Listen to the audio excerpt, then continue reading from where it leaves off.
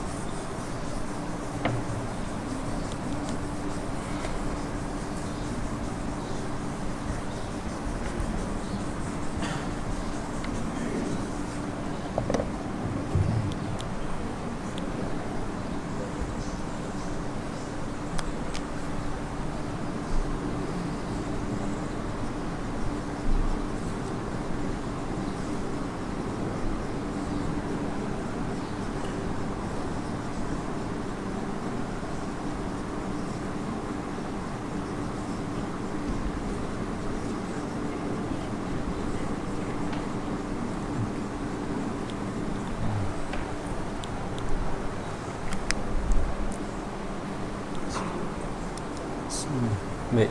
Ini perbahasan berkenaan dengan sifat. Ulama Asy'ariyah mengatakan sifat itu bukanlah diri zat. Sifat bukanlah diri zat dan bukan juga bukan zat.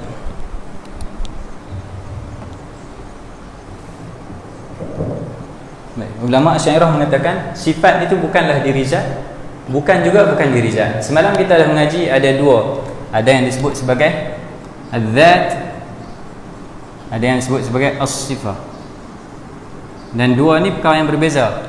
Zat adalah maqama bi nafsih, yang berdiri dengan sendirinya, maksudnya tak perlu melekat pada yang lain untuk ada. Sifat adalah maqama bi ghairih, dia kena ada pada yang lain baru dia boleh ada. Maqama bi ghairih, itu sifat. Kalau pada makhluk, al-jauhar dengan al-arad,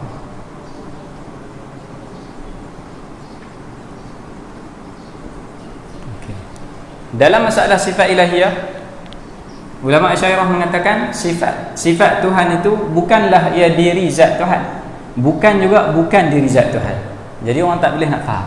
Ada beberapa perkara yang perlu difahami. Sifat kita dah terangkan makna sifat.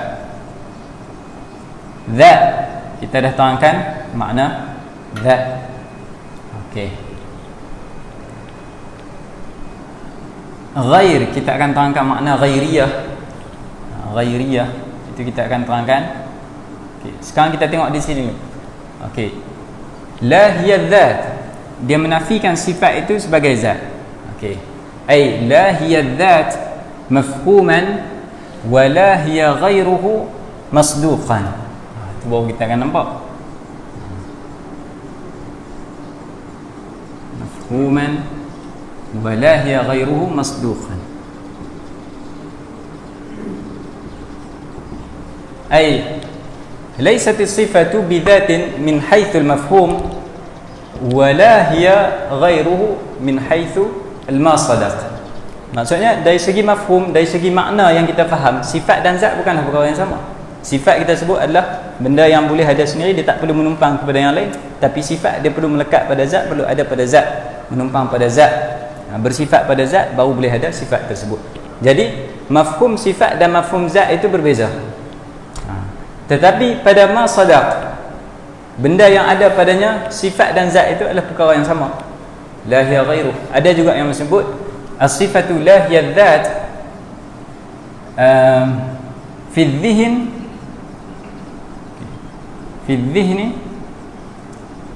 wa la hiya ghairuhu fil khariji.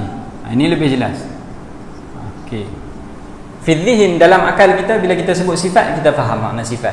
Sebut zat faham makna zat. Tapi fil kharij, kalau sebut sifat dan zat itu pada benda yang sama.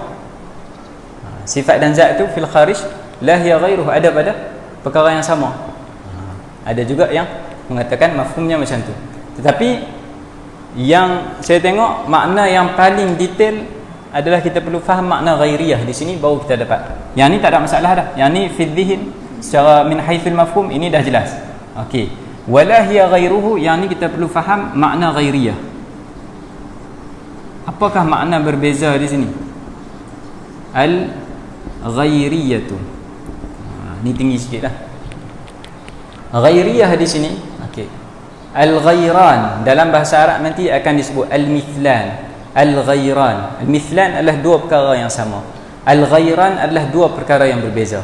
Apa yang membezakan perkara ini? Al-ghairan dalam bahasa Arab, kalau kita tengok dalam kitab, contohnya kitab Syarah Asmaul Husna oleh Al-Baghdadi, dia menyebut al-ghairan itu disebut bagi dua perkara yang boleh berpisah. Ghair tu benda yang berbeza, benda yang lain. Jadi ghairan, dua benda yang berbeza itu disebut bagi dua perkara yang boleh berpisah. Jadi kalaulah kita kata sifat Allah Ta'ala itu ghairul dzat, mengikut mafhum ini, mengikut kefahaman ini, bermakna sifat Allah Ta'ala itu bukanlah zat dengan arti kata dia boleh berpisah daripada zat Allah Ta'ala. Jadi itu mustahil. Kerana itulah mereka mengatakan la hiya ghairuh, yakni annahum yanfawna al-ghairiyata bihadzal mafhum. Mereka menafikan ghairiyah dengan kefahaman ini. Mereka menafikan boleh untuk terpisah sifat Allah Ta'ala daripada zatnya. Itu saja makna yang nak disampaikan di sini. Jadi tak berlakulah tanaqud. Mereka mengakui bahawasanya sifat dan zat dua makna yang berbeza, tetapi sifat dan zat tak boleh berpisah pada zat Allah Ta'ala. Tak boleh terbayang zat Allah Ta'ala tak ada padanya sifat wujud. Tak boleh bayang tak ada sifat baqa. Tak boleh terbayang tak ada sifat qiyamuhu binafsih. Tak boleh terbayang tak ada sifat wahdaniyah, qudrah, iradah, ilmu. Pasti kena ada sentiasa. Itu makna ghairiyah di sini. Jadi yang ni yang agak susah dan selalu orang yang memegang dengan zahir gunakan untuk menolak mazhab Asy'ari lah. Dia kata berlaku tanaqud, ada kontradik. Ni kata tak sama, ni kata ini nafi pula. Okey. Baik.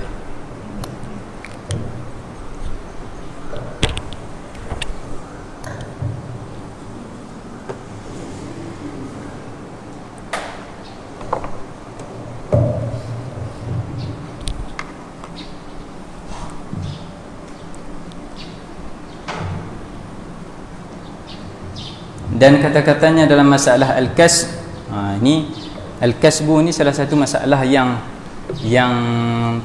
antara masalah yang paling susah lah dalam mazhab Asy'ari. Sehingga kan ulama menggunakan al-kasbu. Kasab ni apa? Kasab ni usaha, menceritakan tentang usaha manusia. Apakah hakikat usaha manusia? Perbuatan manusia tu apa hakikatnya? Jadi perkara tu susah nak difahami, antara perkara yang paling susah difahami dalam mazhab Asy'ari. Sehingga kan ulama memberi tamsilan, ulama memberi perumpamaan bagi satu perkara yang susah, as'abu min kasbil Asy'ari. Mereka sebut macam tu. Ini lebih susah daripada kasab Asy'ari. Nak sebut kata kasab Asy'ari pun susah, kalaulah perkara ni lebih susah daripada masalah kasab, maka dia perkara yang amat susah. Kesemua pendapat beliau ini tak jauh berbeza dengan apa yang telah disingkapkan kepada ahli kasyaf. Jadi pendapat Imam Abul Hasan Al-Asy'ari itu yang susah difahami oleh ahli kalam, pendapat itu lebih dekat dengan pendapat ahli tasawuf. Syekh Ayyashi menunjukkan kata-kata guru beliau ini, Imam Syekh Ayyashi, dia tunjukkan kata-kata Al-Qurani ini kepada guru dia yang lain. Guru dia di Maghribi, kerana Ayyashi ni asal daripada Maghribi. Beliau ada sebuah kitab Ar-Rihlah Al-Ayyashiyah, itu kitab yang amat menarik lah. Travelog, kalau kita duk baca novel travelog ni sebenarnya dia daripada tradisi Islam. Dalam bahasa Arabnya disebut Kutubur Rihalat, kitab rihlah lah. Rihlat tu banyak dalam bahasa Arab. Ada rihlah adabiyah, maksudnya kitab rihlah yang ditulis, kitab travelog yang ditulis dengan bahasa sastra. Ada rihlah ilmiah, kitab rihlah yang mengumpulkan fawaid ilmiah. Ada juga macam rihlah ma'ainiyah, rihlah ayyashiyah. Dalam tu disebut guru yang dia jumpa, disebut antara perkara yang menarik ni yang disebut dalam rihlah ayyashiyah ni, beliau menyebut tentang masalah wahdatul wujud, tentang kitab At-Tuhfatul Mursalah. Banyak perkara yang diceritakan dalam rihlah beliau tu. Syekh Ayyashi menunjukkan kata-kata Al-Qurani ini kepada gurunya yang berada di Fes, yang berada di Maghribi. Siapa gurunya? Gurunya adalah Al-Allamah Al-Arif Billah Al-Muhaqqiq Sidi Abdul Qadir bin Ali Al-Fasi, pengarang kitab Aqidatu Ahli Al-Iman Al-Mawdu'atu li Ta'limin Nisa'i was-Sibyan. Jadi bila Sidi Abdul Qadir Al-Fasi Al-Fihri, Sidi Abdul Qadir Al-Fasi melihat kata-kata Mulla Al-Qurani ini, beliau pun berkata, tak syak lagi bahawa Al-Imam Al-Ash'ari telah memperolehi habuan ma'rifah yang banyak. Kata-katanya mendapat bantuan daripada Allah, pandangannya dipisahkan daripada kebatilan, pendapatnya tak terlepas daripada kasyaf yang benar dan dzauq yang jelas. Dan dia tambah lagi, kalaulah bukan kerana Allah menjadikannya pendebat untuk melawan hujah pengikut hawa nafsu, golongan ahli bid'ah, ahlul ahwa, sesuai manhaj ahli kalam, sudah pasti beliau akan menjadi ketua di jalan para sufi, imam para arifin pada zamannya. Itu ketinggian darjat Imam Abul Hasan Asy'ari. Allah Ta'ala zahirkan beliau dalam rupa seorang mutakallim. Kalaulah dia tak ditugaskan untuk menjadi mutakallim, kita akan nampak dia sebagai seorang tokoh sufi di zamannya.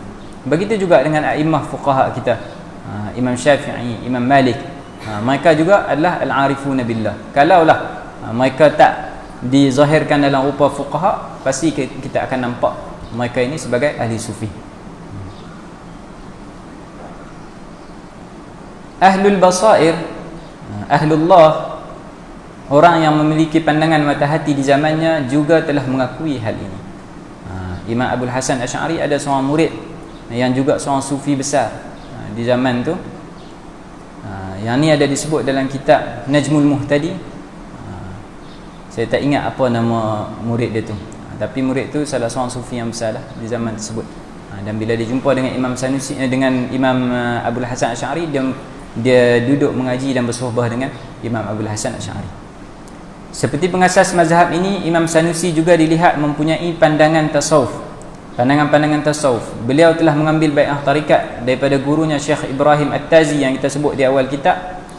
Beliau juga mempunyai beberapa karya ringkas dalam bidang tasawuf. Imam Sanusi juga ada menulis dalam tasawuf. Ada beberapa rasail, risalah-risalah beliau. Antaranya kitab Nusratul Fuqayyir fi Raddi ala Abil Hasan As-Sughayyir. Abul Hasan As-Sughayyir adalah seorang faqih, seorang ahli fiqh yang hidup di zaman Imam Sanusi, dan dia banyak mengkritik amal-amal yang dilakukan oleh ahli tarikat di zaman Imam As-Sanusi. Jadi Imam Sanusi mengarang sebuah kitab untuk mendokong ahlullah, mendokong ahli tarikat. Kitab itu dinamakan Nusratul Fuqayyir fi Raddi ala Abil Hasan As-Sughayyir. Terdapat juga sebuah syarah ringkas yang dikarang oleh beliau bagi 3 bait syair yang dinisbahkan kepada Imam Al-Junaid Al-Baghdadi atau kepada Syekh Al-Akbar Ibn Al-Arabi Al-Hatimi. Ini ada khilaf lah. Ada yang mengatakan bait ini bagi Imam Junaid, ada yang mengatakan bait ini bagi Syekh Al-Akbar. Bait tu boleh tengok muka surat sebelah tu, itu bait syairnya. Ini kalau kita ambil secara zahir, kita akan nampak sesat lah. Tapi ternyata imam kita, Imam Ahli Sunnah fi zamanihi, Imam As-Sanusi, boleh memahami kalam-kalam ahli sufi yang sukar macam ni dengan pemahaman yang sesuai dengan pendapat Ahli Sunnah wal Jamaah, yang tak bercanggah dengan akidah. Cuba tengok, dia kata tatahhar, ini bait daripada Ibn Arabi ataupun daripada Imam Junaid. Tatahhar bima'il ghaibi in kunta dha sirrin wa illa tayammam bis-sa'idi wa bis-sakhri wa qaddim imaman kunta anta imamahu. Kalau ambil zahir, maknanya memang pelik lah. Qaddim imaman, dahulukanlah seorang imam, depankanlah seorang imam, kunta anta imamahu, yang dahulunya engkau adalah imam bagi dia. Maksudnya dulu dia jadi makmum, sekarang jadikan dia imam. Sebelum ni engkau makmum, sebelum ni engkau imam, sekarang engkau jadi makmum. Wa salli salatal fajr fi awwal al-'asr, dan salatlah salat subuh di awal waktu asar. Takkah zindik? Kalau ambil zahir zindik. So, suruh salat subuh di awal waktu asar. Apa maknanya? Kalau kita tengok dalam Al-Mawahibul Quddusiyah, dalam Mawahibul Quddusiyah fil Manaqibis Sanusiyah, mengumpulkan semua kalam Imam Sanusi, mensyarahkan kalam-kalam sufi ini. Dia menyebut qaddim imaman kunta anta imamahu, dahulukanlah, depankanlah imam, seorang imam yang dahulunya engkau jadi imam bagi dia. Maksudnya apa? Dahulukanlah Rasul yang sebelum ni engkau menggunakan akalmu untuk isbat kerasulannya. Kita menggunakan akal, kan? Kemarin kita sebut, kita menggunakan hujah akal untuk kita buktikan mukjizat, kita buktikan kerasulan. Tapi bila terbukti ini Rasul yang benar, akhirnya kita ikut apa yang Nabi kata, apa yang Rasul kata, bukan lagi apa yang akal kita kata. Qaddim imaman kunta anta imamahu, depankanlah imam itu, depankanlah Rasul yang mana dulunya engkau depankan akalmu untuk ikut Rasul, engkau depankan akalmu untuk isbat Rasul itu. Tapi sekarang bila dah isbat Rasul, maka jadikan Rasul itu sebagai imam, jadikan akal itu pengikut bagi Rasul. Wa salli salatal fajr fi awal al-'asr, tunaikanlah salat subuh di awal waktu asar. Waktu asar menunjukkan penghujung bagi suluh, waktu subuh menunjukkan awal bagi suluh. Maksudnya apa? Kalaulah kau sampai di hujung tariq sekalipun, engkau dah usul sekalipun, jangan tinggal syariatmu yang awal tu, yang kau mula dengan syariat tu, jangan tinggal. Salli salatal fajr fi awal al-'asr. Fahadhi salatul 'arifin bi rabbihim, maka ini adalah salat para arifin yang mengenal Tuhannya. Fa in kunta minhum fandhahil barra bil bahri. Masya-Allah. Kalau ambil zahir habis ya. Imam Sanusi pun sesat. Rahimahullah wa radiya anhu wa an a'immatina. Beliau juga ada mensyarahkan beberapa bait sufi yang bermula dengan kata-kata ra'aitu rabbi bi'aini qalbi faqultu la syakka anta.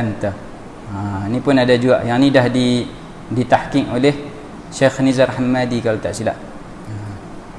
Kesufian Imam Sanusi juga dapat dilihat melalui kata-kata yang diriwayatkan oleh murid-muridnya.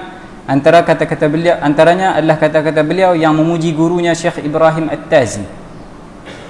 Beliau menyebut Sidi Ibrahim At-Tazi telah mendapat manfaat yang umum, an-naf'ul 'am, kerana beliau bersuhbah dengan gurunya Sidi Muhammad Al-Hawari, pengarang akidah Hawari yang kita baca tu.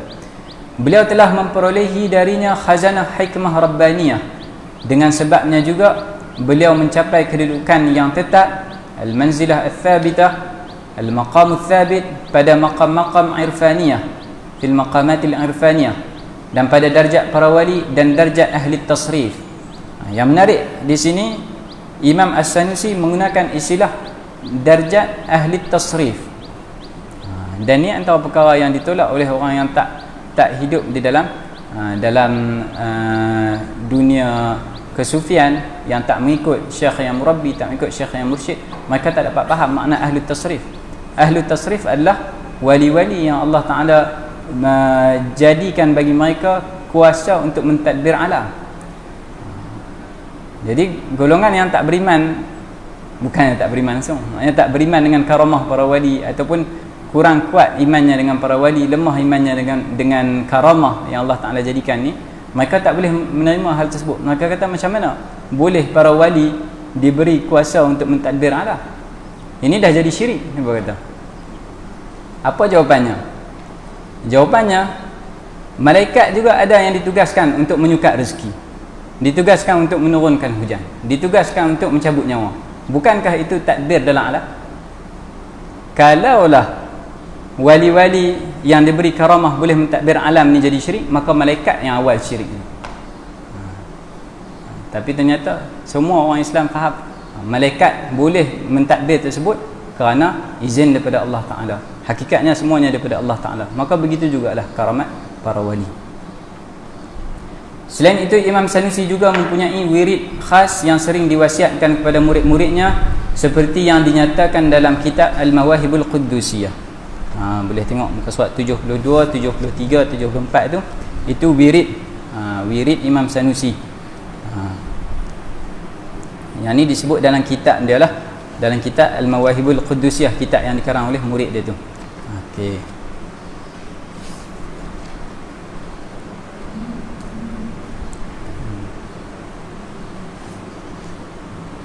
Baik, kita ke belakang pula.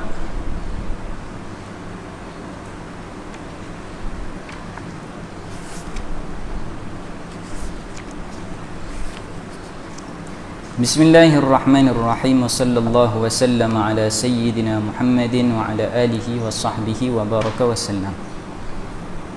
Tengok muka surat 106.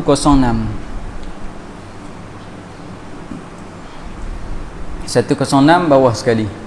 والدليل على وحدانية ذاته وصفاته أنه لو كان معه مثل أو مؤثر لاحتاج حينئذ إلى من يخصصه بما يمتاز به عما يماثله عموما أو خصوصا اتفاقا أو اختلافا. Dalil keesaan zat dan sifat Allah Ta'ala. Zat Allah Ta'ala hanya satu, sifatnya hanya satu. Ini kita dah sebut dah semalam. Wahdaniyah Allah Ta'ala ada pada 6 perkara. Disebut wahdaniyah fil zat, wahdaniyah fil sifat, wahdaniyah fil af'al, wahdaniyah pada kam muttasil, kam munfasil. Kam muttasil, kam munfasil pada zat, kam muttasil, kam munfasil pada sifat, kam muttasil, kam munfasil pada af'al. Jadi ada 6 perkara. Dalilnya apa? Dalilnya kenapa Allah Ta'ala perlu esa Tuhan yang satu, tak ada dua baginya, tak ada sekutu baginya, tak ada yang seumpama dengannya, tak ada yang menyainginya, yang menandinginya. Kerana jika ada bersama Allah sesuatu yang seumpamanya, atau ada yang boleh memberi kesan, kesan di sini maksudnya apa? Yang boleh menjadikan sesuatu ataupun meniadakan sesuatu. Itu maksud memberi kesan di sini. Boleh mewujudkan sesuatu ataupun buat bagi perkara tersebut tak ada. Kalaulah ada yang macam tu juga, yang sama dengan Allah Ta'ala, nescaya ketika itu Allah memerlukan kepada sesuatu yang membezakannya dari perkara yang menyerupainya. Kenapa macam tu? Kerana kalau ada dua perkara, al-mithlan, sekarang kita masuk perbahasan dua perkara. Tadi al-ghairan, dua perkara yang berbeza. Kita sebut ghairan, ghair itu ghair itu disebut bagi dua perkara yang berbeza, yang boleh infikak, yang boleh terpisah. Mithlan, dua perkara yang sama pada kebanyakan sisinya, pada kebanyakan sifatnya sama, bukan pada semua sifat. Kalaulah sama pada semua sifat, maka tak jadi mithlan, jadi syai'un wahid. Contohnya apa? Kalau kita ada kembar contohnya, kembar tu rupanya sama, matanya sama, mulutnya sama, semua sama. Kalaulah diandaikan tak ada satu pun beza. Kalau kembar mungkin susah. Handset contohnya, keluar handset, keluar banyak model. Ambil satu model, handset yang model sama dengan dia, sama tak? Sama. Rupa sama, color sama, isi dalam, luar semua sama. Apa yang bezakan dia? Zat dia berbeza. Kalaulah zatnya pun sama, maka dia satu, bukan dua. Bukan mithal, bukan laisa lahu mithl. Tapi mithl dia sama pada kebanyakan ciri, tapi mesti ada beza. Paling tidak satu. Kalau sama pada semua ciri, yang bezanya adalah zatnya berbeza. Ni zat dia, zat lain. Yang satu lagi zat lain, walaupun rupanya sama. Okey. Jadi kalaulah ada dua Tuhan, yang mana kedua-dua Tuhan itu ada kuasa yang sama, ada kehendak yang sama, ada sifat hidup yang sama, sifat kesempurnaan yang sama, kesucian yang sama, kedua-dua Tuhan tersebut, maka kena ada perkara yang berbeza. Bezanya apa? Bezanya dari segi zat contohnya.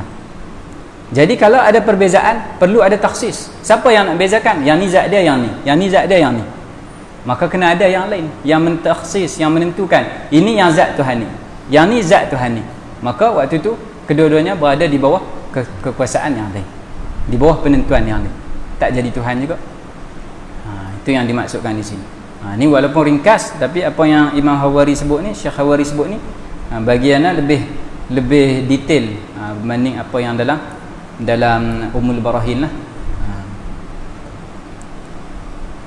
Lahtaja hina idzin ila may yukhassisu, maka ketika itu Tuhan perlu kepada zat lain, kepada Tuhan yang lain yang menentukan baginya bima yamtazu bihi, menentukan baginya perkara yang membezakan ia, amma yumathiluhu, daripada perkara yang menyerupainya. Sama ada perkara yang berbeza itu umuman atau khususan, secara umum ataupun secara khusus. Penentuan tersebut, takhsis tersebut, ittifaqan atau ikhtilafan, menentukan perkara yang sama antara dua Tuhan tersebut, perkara yang berbeza antara dua Tuhan tersebut.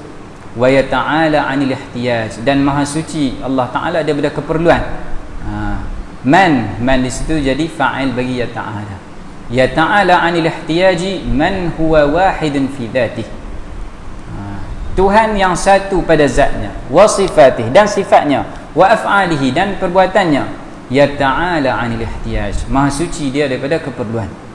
Keperluan kepada pencipta, keperluan kepada pentakhsis, keperluan kepada yang menentukan baginya, kadarnya, saiznya, sifatnya, rupanya, dan semua perkara. Al-munazzahu 'anit tarkibi mutlaqan. Al-munazzahu sifat bagi siapa ni? Man huwa wahidun fi dhatihi wa sifatihi wa af'alihi. Bagi man? Al-munazzahu 'anit tarkibi mutlaqan. Yang suci ia daripada tarkib yang kita sebut, tersusun daripada beberapa jirim sehingga menjadi jisim. Itu salah satu makna tarkib lah. Kalau kita masuk dalam lagi, wa bihadza ta'rifu 'umuma ta'alluqi qudratihi wa iradatihi bi jami'il mumkinat wa 'umuma ta'alluqi 'ilmihi wa kalamihi bi jami'il wajibati wal jaizati wal mustahilat wa 'umuma ta'alluqi sam'ihi wa basarihi bi jami'il mawjudat. Sekarang kita masuk pula perbahasan ta'alluq. Ini antara yang bagi kita agak susah lah. Zaman sekarang agak susah nak faham ta'alluq. Ta'alluq, sebahagian ulama menyebut ta'alluq itu sebagai tugas sifat. Dalam kitab Arab menyebut ta'alluq itu adalah talabus sifati amran zaidan 'alaiha litufhama.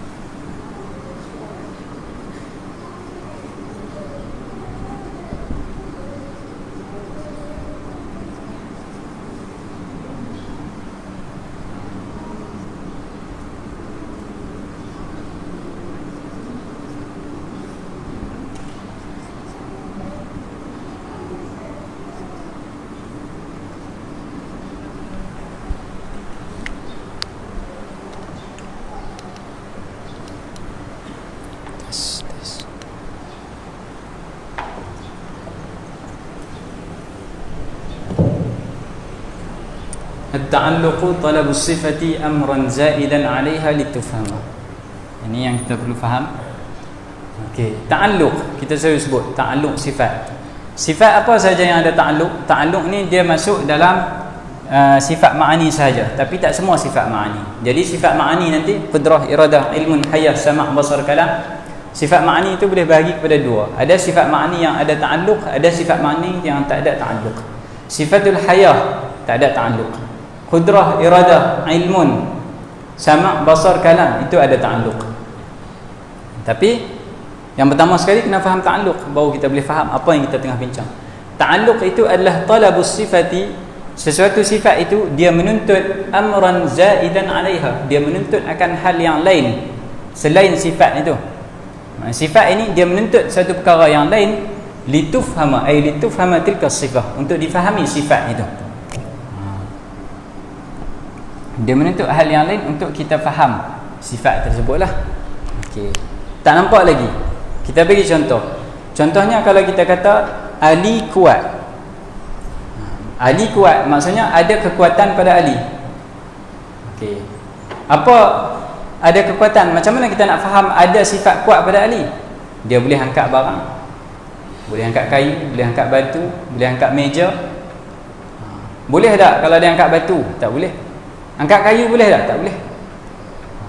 Angkat bangun boleh tak? Bangun pun tak boleh. Duduk saja. Jadi kat mana ada kekuatan?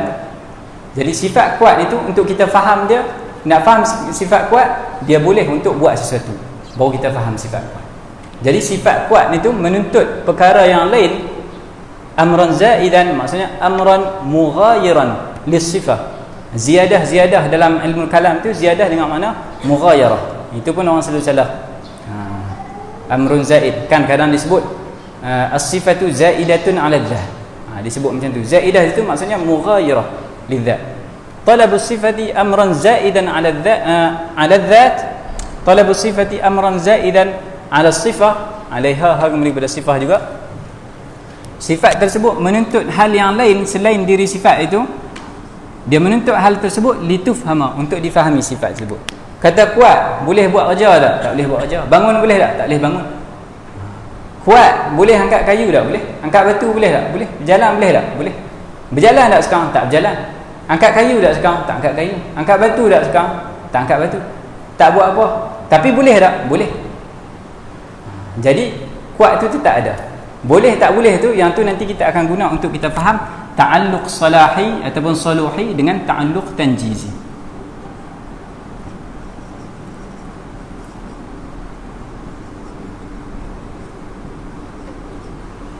Tanjizi.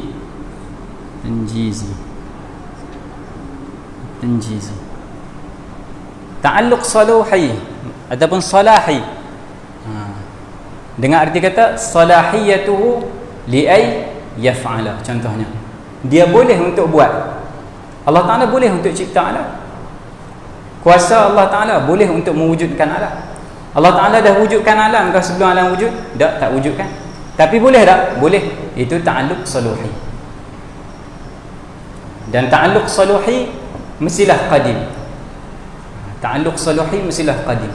Allah Ta'ala boleh untuk menciptakan makhluk. Sejak sedia ada boleh.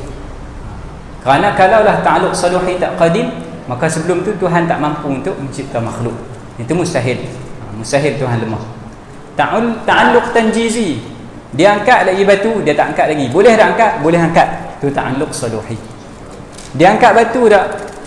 Ali angkat batu tak? Ali angkat batu. Ta'alluq tanjizi. Najjaza yunajjizu tanjizan. Najjaza bermakna anjaza. Dia buat perkara tersebut, dia jadikan perkara tersebut. Dan tanjizi ni dia akan jadi hadis.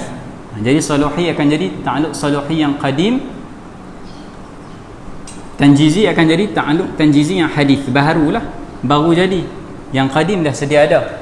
Tetapi nanti ada ta'alluq tanjizi yang juga qadim. Alim tak? Ali ni berilmu tak? Berilmu. Dia tahu apa? Dia tahu tak tentang ilmu nahwu? Tak tahu. Saraf tahu tak? Tak tahu. Ilmu akidah tahu tak? Dia tahu tentang apa? Tak tahu apa. Tak tahu apa, maka tak boleh sebut berilmu. Kerana ilmu itu menuntut hal yang lain. Ilmu itu menuntut maklumat. Ilmu itu menuntut maklum. Ada benda yang dia ketahui. Yang tu kata ta'alluq. Jadi ilmu tu ta'alluq dengan perkara yang lain. Apa yang dia tahu. Macam qudrah tadi, dia ta'alluq dengan apa yang dia boleh buat. Okey. Ali alim dah, Ali berilmu dah, Ali berilmu. Dia tahu dah apa yang dia tahu? Dia tahu nahwu, dia tahu saraf, dia tahu akidah. Dia tahu ilmu pertukangan, ilmu kayu, ilmu pokok-pokok, dia tahu. Maka Ali itu ada ilmu. Okey. Ali mengetahui perkara tersebut sebelum ni, dia dah sedia tahu ke ataupun dia baru tahu saja? Dia lahir-lahir dah tahu ke? Tak. Ali ada kemampuan, okey. Sebab ilmu Allah Ta'ala dengan ilmu makhluk beza. Jadi saya cuba datangkan contoh banyak sikit. Okey. Ali ni berilmu tak? Berilmu. Dia orang yang alim tak? Alim. Dia tahu tak ilmu nahwu, ilmu saraf? Dia tahu. Ilmu fiqh dia tahu tak? Dia tak baca lagi kitab, tapi dia boleh tahu. Kalau dia baca, dia akan tahu. Dia ada kemampuan untuk memahami perkara tersebut. Maka Ali ni alim, tapi ilmunya saluhi. Salahiyatuhu li ayya'lama. Dia boleh untuk tahu perkara tersebut.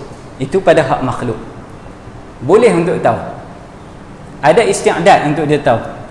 Allah Ta'ala alim tak? Allah Ta'ala alim. Allah Ta'ala maha mengetahui. Allah Ta'ala tahu tak sekarang? Allah Ta'ala tahu sekarang. Allah Ta'ala tahu tak apa yang akan jadi pada masa akan datang? Allah Ta'ala tahu. Ilmu Allah Ta'ala tu dah sedia ada ataupun tidak? Ilmu Allah Ta'ala dah sedia ada. Kalaulah Allah Ta'ala tak tahu lagi, tapi Allah Ta'ala boleh tahu, maka waktu itu Allah Ta'ala jahil. Jadi mustahil ada ta'alluq saluhi bagi ilmu Allah Ta'ala. Kerana ta'alluq saluhi maksudnya boleh untuk tahu. Seperti tadi ta'alluq saluhi untuk qudrah, boleh untuk buat. Allah Ta'ala boleh untuk buat, itu sah. Allah Ta'ala boleh untuk tahu, itu tak boleh. Kerana apa? Kalau boleh untuk tahu, maksudnya tak tahu lagi. Jadi apa yang boleh? Yang boleh adalah Allah Ta'ala dah tahu. Ta'alluq tanjizi. Bagi ilmu Allah Ta'ala ta'alluq tanjizi. Dah tahu sejak bila? Sejak sedia ada. Maka ta'alluq ilmu Allah Ta'ala tanjizi yang qadim.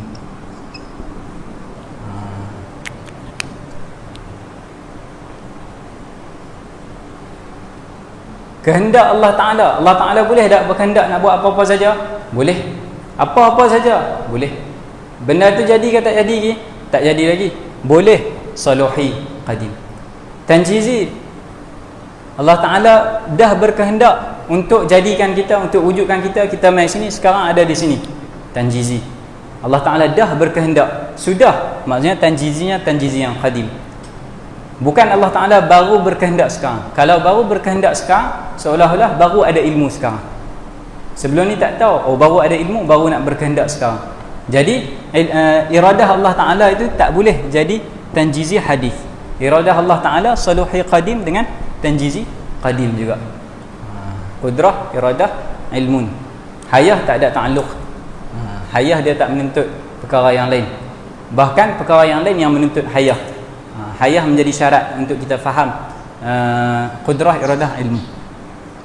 Qudrah, iradah, ilmu, hayah, sama', basar, kalam. Allah Ta'ala boleh untuk mendengar segala-galanya, boleh untuk melihat segala-galanya, boleh untuk Allah Ta'ala berkata-kata apa-apa saja yang dia nak khitab, dia nak sampaikan kepada kita. Saluhi qadim. Allah Ta'ala mengetahui, Allah Ta'ala maha melihat, Allah Ta'ala maha mendengar segala yang berlaku. Tanjizi. Tanjizi. Hadis qadim yang tu kena cek balik, anda tak ingat perincian dia. Tambah yang kalam tu lagi banyak perincian. Nak tengok dekat mana perincian perkara ni? Boleh tengok dalam Risalatun fi Ta'alluqatis Sifat oleh Syekh Ahmad Ibn Mubarak As-Sijilmasi.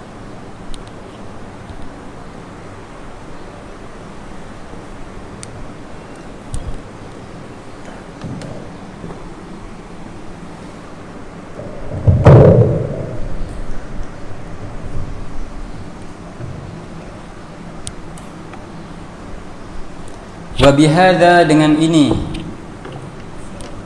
ta'rifu umuma ta'alluqi qudratihi, engkau dapat mengetahui keumuman ta'alluq qudrah Allah Ta'ala wa iradatihi, dan iradah Allah Ta'ala bi jami'il mumkinat. Ta'alluquhuma bi jami'il mumkinat, maksudnya qudrah dan iradah Allah Ta'ala ini ta'alluqnya kena kepada semua perkara yang harus, yang mungkin. Kita sebut dah hukum akal, ada perkara yang wajib, ada yang mustahil, ada yang harus.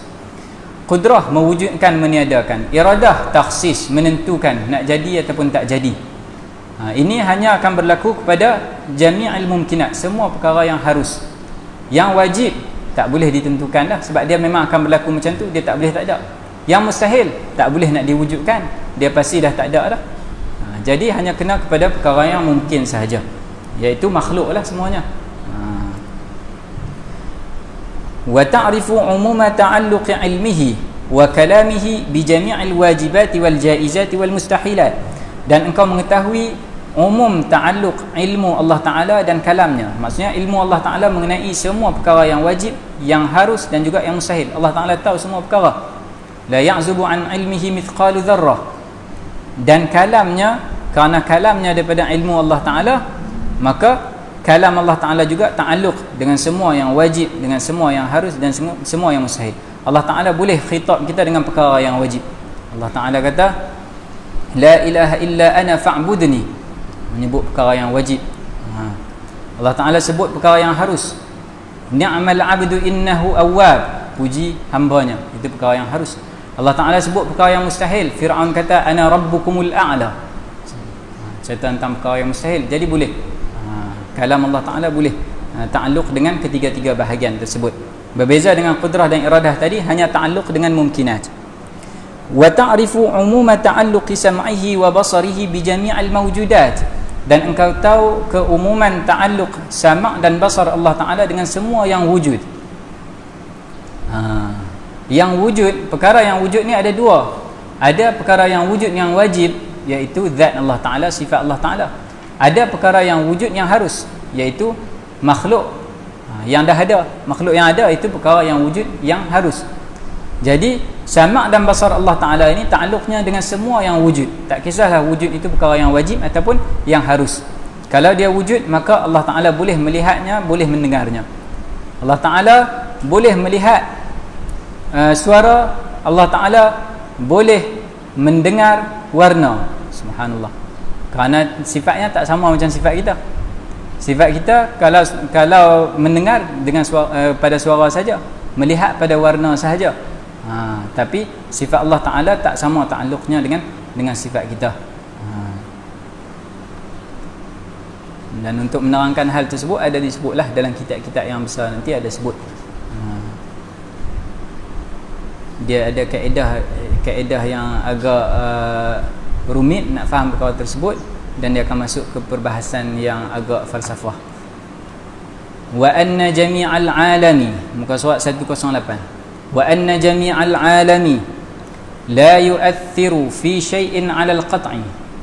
Dan engkau dapat juga ketahui bahawa seluruh alam ini, semua yang ada dalam alam ini, al-alam kullu ma siwallah. Alam itu adalah disebut bagi semua yang selain Allah Ta'ala. Engkau ketahui bahawa seluruh alam tidak mampu memberi kesan, iaitu tak mampu menjadikan, tak mampu untuk meniadakan sesuatu secara pasti. Kita tahu secara pasti bahawasanya alam ni, semua yang ada dalam alam ni tak boleh nak mewujudkan sesuatu, tak boleh nak meniadakan sesuatu. Semua yang berlaku tu, kewujudan ataupun ketiadaan sesuatu perkara dalam alam ni, semuanya urus tadbir Allah Ta'ala, semuanya kuasa Allah Ta'ala.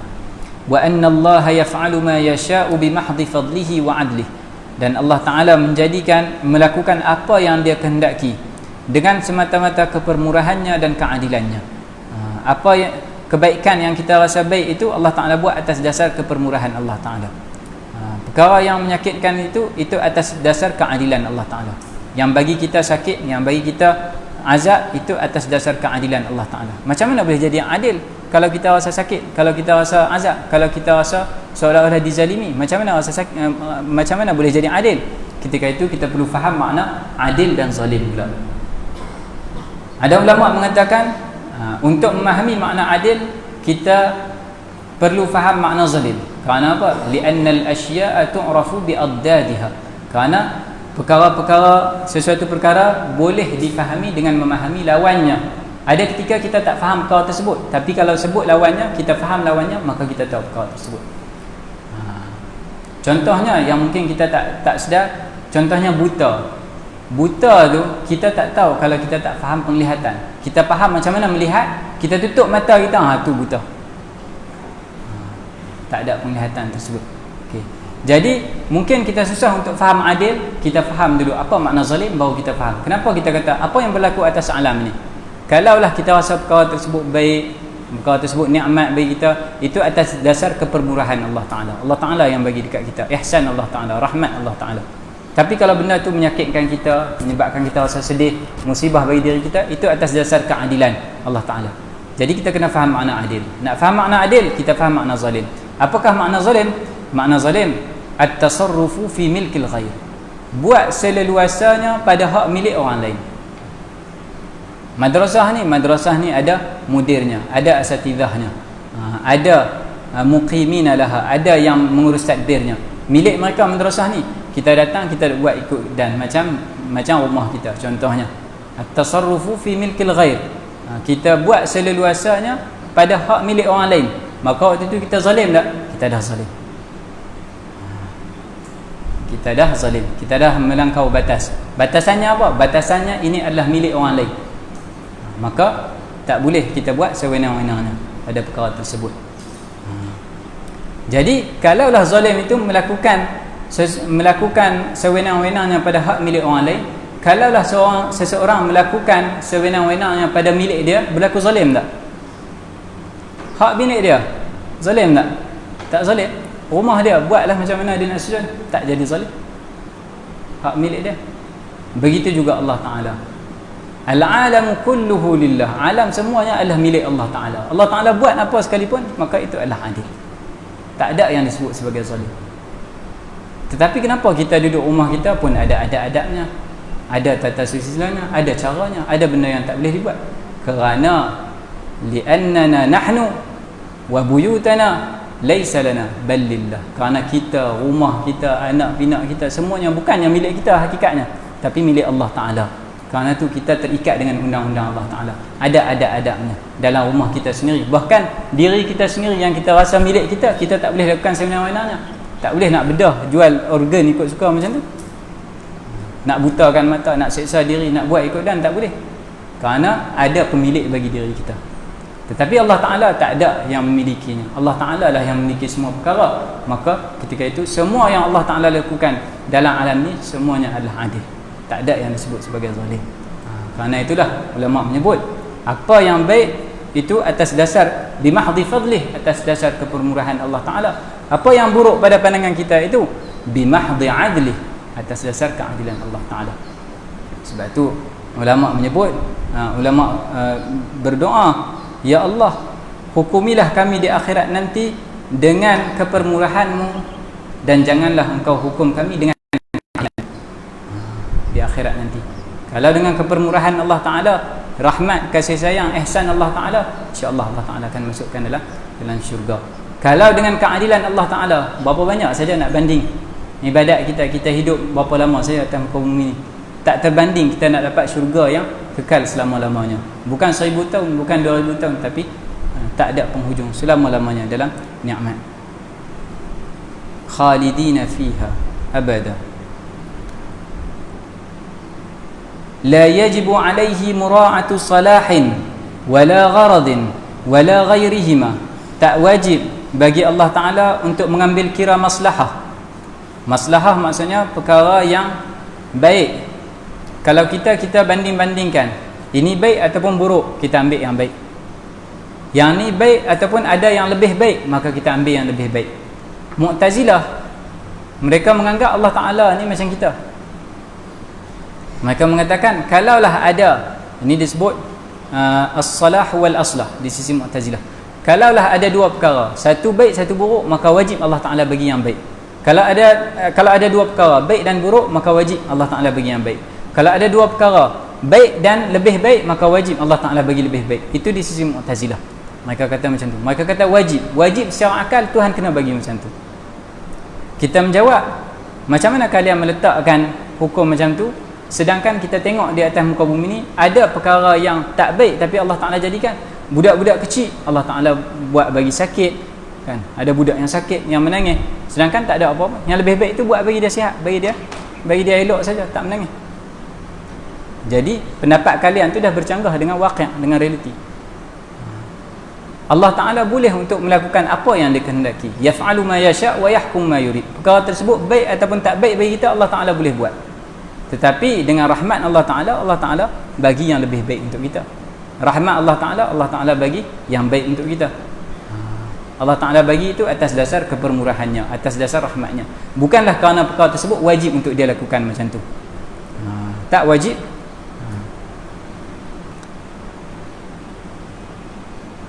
Allah Ta'ala tak wajib untuk mengambil kira maslahah wala gharad, dan tak perlu untuk tak boleh untuk memiliki tujuan. Ni pun yang banyak disalahfahami. Apa maksud tujuan di sini? Dalam usul fiqh pun ada masalah ni. Okey, tapi perbincangan dalam usul fiqh itu dengan mafhum yang lain, dengan makna yang lain, tak seperti dalam ilmu kalam. Apa maksud tujuan? Tujuan apa yang dinafikan daripada Allah Ta'ala, yang kita kata Allah Ta'ala tak boleh ada tujuan tersebut?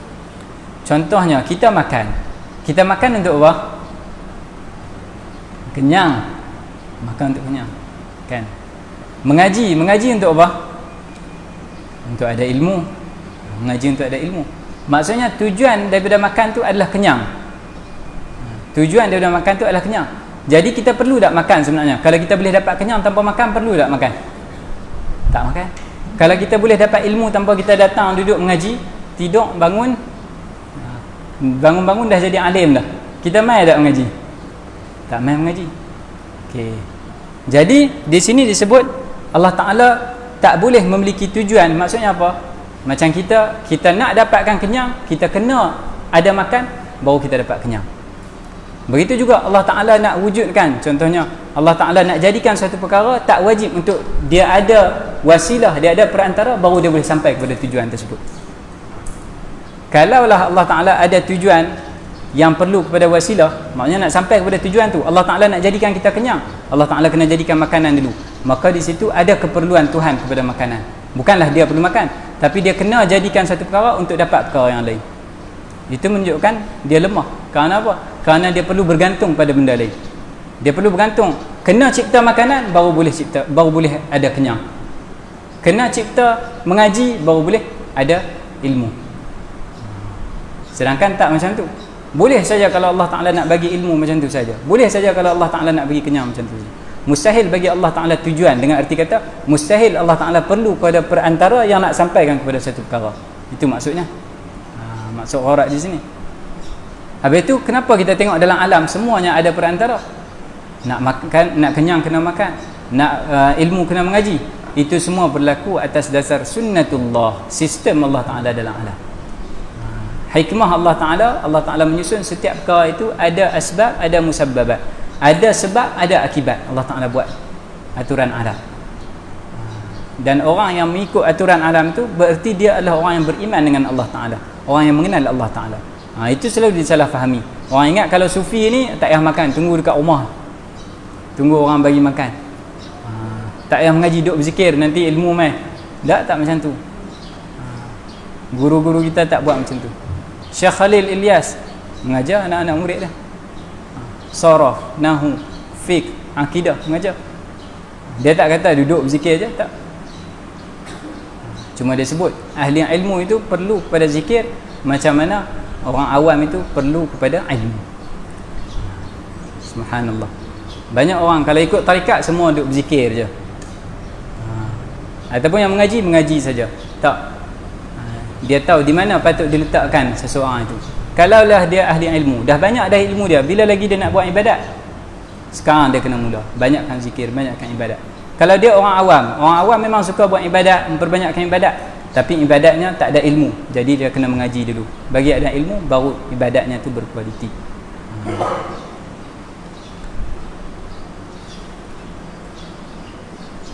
Wa ja'ala ba'dha af'alihi amaratan yakhluqu 'indaha ma arada. Ini yang kita bahaskan tadi.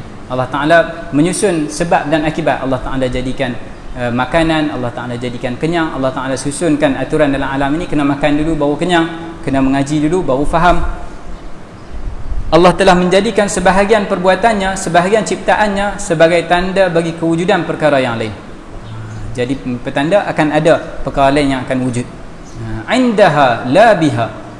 Maknanya dijadikan secara muqaranah. Allah Ta'ala jadikan makan, kemudian Allah Ta'ala jadikan kenyang. Bukanlah dengan makan itu baru terhasil kenyang. Bukanlah dengan makan Allah Ta'ala tak boleh nak cipta kenyang, tapi kena cipta makan, nanti makan baru buat kenyang. Tak, itu mustahil. Indaha la biha. Wa ja'ala ba'dha af'alihi amaratan yakhluqu 'indaha ma arad. Allah Ta'ala telah menjadikan sebahagian perbuatannya sebagai tanda bagi kewujudan perkara yang lain yang dia jadikan sesuai kehendaknya, beriringan dengan perbuatannya itu tadi. Beriringan tu makna bagi indaha tu. Yakhluqu ma arad maf'ulun bih bagi yakhluqu. Ja'ala ba'dha af'alihi amaratan. Yakhluqu jadi jumlah tu sifat bagi amarah. Amarah jadi maf'ulun bih thani bagi ja'ala. Ja'ala ba'dha af'alihi, ba'dha maf'ulun bih awal. Allah Ta'ala menjadikan sebahagian ciptaannya, sebahagian perbuatannya amaratan sebagai petanda, yakhluqu petanda yang dia jadikan indaha beriringan dengan perbuatan tersebut, inda tilkal af'al ma arada, apa yang dia kehendaki. Ta'ala wajibul wujudi azalan wa abadan ala man yukhassisuhu aw yusharikuhu fi atharin ma jumlatan wa tafsila. Maha suci Tuhan yang wajib wujud sejak sedia kala dan selama-lamanya dari sesuatu yang menjadikannya atau sesuatu yang bersekutu dengannya dalam menjadikan atau meniadakan sesuatu, sama ada secara umum ataupun secara terperinci. Hadhil aqaidu. Ini beza antara Imam Sanusi dengan Imam Hawari. Imam Hawari sebut dalil semua dulu. Dah sebut semua dalil baru dia sebut ini 20 akidah. Imam Sanusi dia sebut 20 akidah ni kita beriman, kemudian baru dia sebut burhan wujud, burhan qidam, burhan baqa. Hadhihi al-aqaid allati hiya al-wujud, akidah-akidah ini iaitu al-wujud wal qudrah wal iradah wal ilmu wal hayah was sam'u wal basar wal kalam wa kaunuhu ta'ala qadiran wa muridan wa aliman wa hayyan wa sami'an wa basiran wa mutakalliman wa kaunuhu qadiman baqiyan mukhalifan lil hawadithi qa'iman bi nafsihi wahidan fi dhatihi wa sifatihi wa af'alihi. Semua 20 sifat ini kulluha wajibatun lillah, semuanya wajib bagi Allah Ta'ala. Wajibnya wajib aqli, wajibatun wujuban aqliyah. La yutasawwaru fil aqli adamuha, tak tergambar pada akal ketiadaannya, ataupun boleh dibaca la yatasawwaru dengan makna la yathbutu. La yutasawwaru fil aqli adamuha, tak tergambar pada akal ketiadaannya, ataupun la yathbutu fil aqli adamuha, tak sabit pada akal ketiadaannya. Maksudnya benda ni wajib kena ada, tak boleh tak ada. Wa addaduha, dan lawannya, wa hiya al-adamu wal ajzu wal karahatu wal jahlu. Al-adam tiada, lawan bagi wujud. Al-ajzu lemah, lawan bagi qudrah. Al-karahah terpaksa, lawan bagi iradah. Al-jahlu lawan bagi ilm. Al-mautu lawan hayah. As-samamu wal ama wal bakam, pekak, buta, bisu.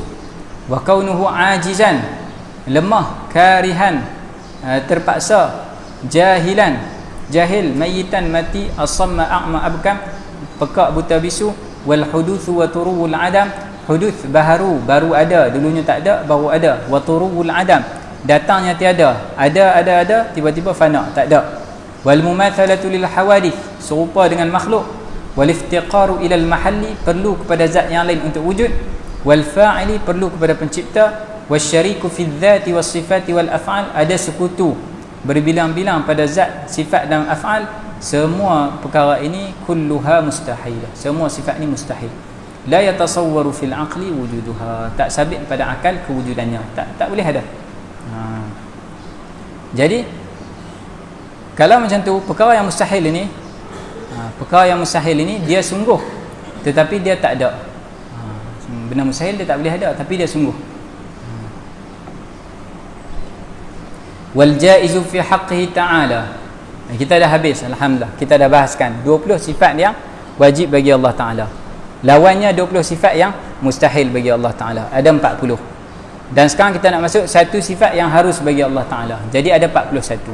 Nanti kita akan masuk pula berapa? 4 sifat yang wajib bagi Rasul, 4 sifat yang mustahil bagi Rasul, 8, 1 sifat yang harus bagi Rasul, 9. 41 campur dengan 9 jadi 50 simpulan iman.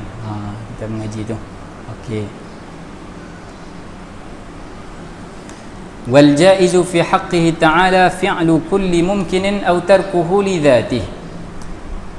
Hal yang harus pada hak Allah Ta'ala pula adalah menjadikan sesuatu perkara yang mungkin, yang harus pada akal. Apa beza antara al-mumkin dengan al-hadith?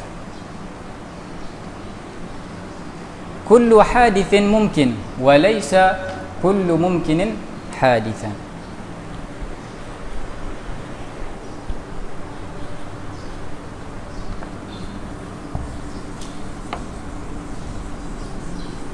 فالحادث أخص من الممكن.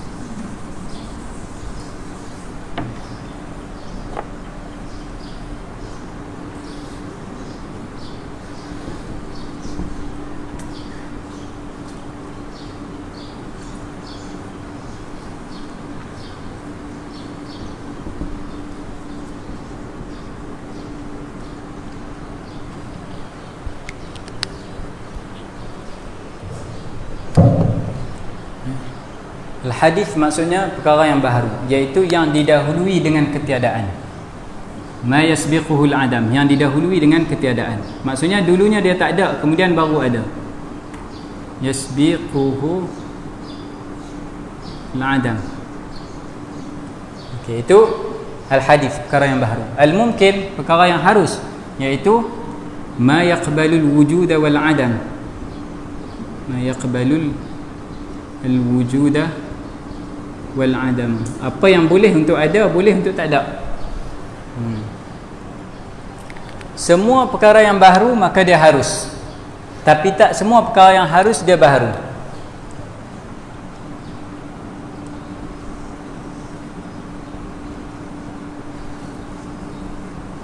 Kita mengaji mantik pula.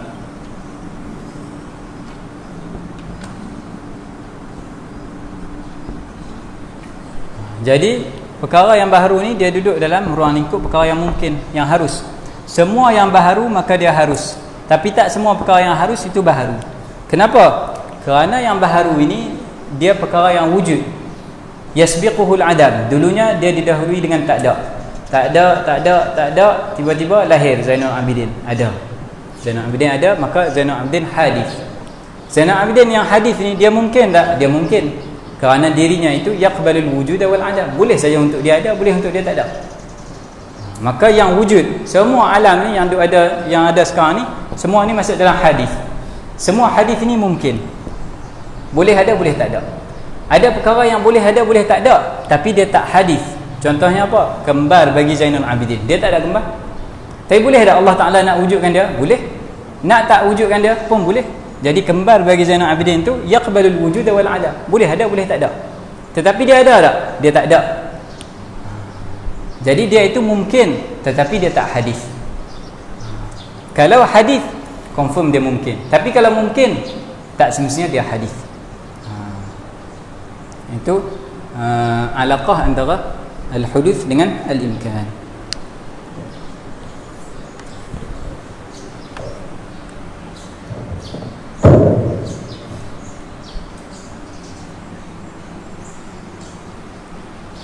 Bismillahirrahmanirrahim. Sallallahu wasallam ala sayyidina Muhammadin wa ala alihi wa sahbihi wa baraka wa sallam. Wal jaizu fi haqqihi ta'ala fi'lu kulli mumkinin aw tarkuhu. Kerana itulah tak disebut fi'lu kulli hadithin, kerana hadith itu disebut bagi al-mumkinul mawjud. Itu istilah yang tepat. Hadith itu adalah al-mumkinul mawjud. Al-mumkin tu lebih umum. Mungkin itu yashmalu al-mawjud wal ma'dum. Mungkin perkara yang harus, boleh jadi benda tu ada, boleh jadi tak ada. Dia boleh menerima ada, boleh menerima tak ada. Dia boleh untuk wujud, boleh untuk tak wujud. Boleh jadi dia dah ada, macam diri saya dah ada, boleh jadi dia tak ada, kembang saya tak ada. Contohnya. Jadi mungkin tu lebih umum. Tapi hadis itu dia adalah al-mumkinul mawjud. Dia mungkin yang wujud. Sebab makna hudus itu adalah al-wujud ba'dal adam. Dia ada setelah mana dia tak ada. Sebab tu disebut sini fi'lu kulli mumkin, tak disebut fi'lu kulli hadis, kerana hadis itu dah wujud dah.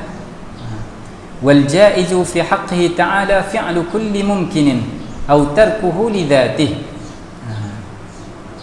Dan harus pada hak Allah Ta'ala pula adalah menjadikan setiap perkara yang harus secara akal, perkara yang mungkin pada akal, ataupun meninggalkan penciptaannya, tak menjadikannya, biar dia tak wujud macam tu,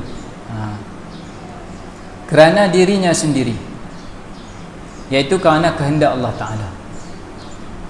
إذ لو وجب عليه تعالى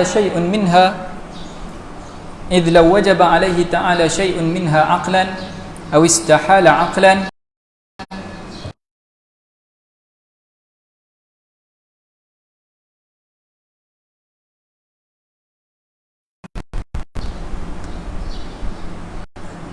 kerana kalaulah wajib atas Allah Ta'ala itu minha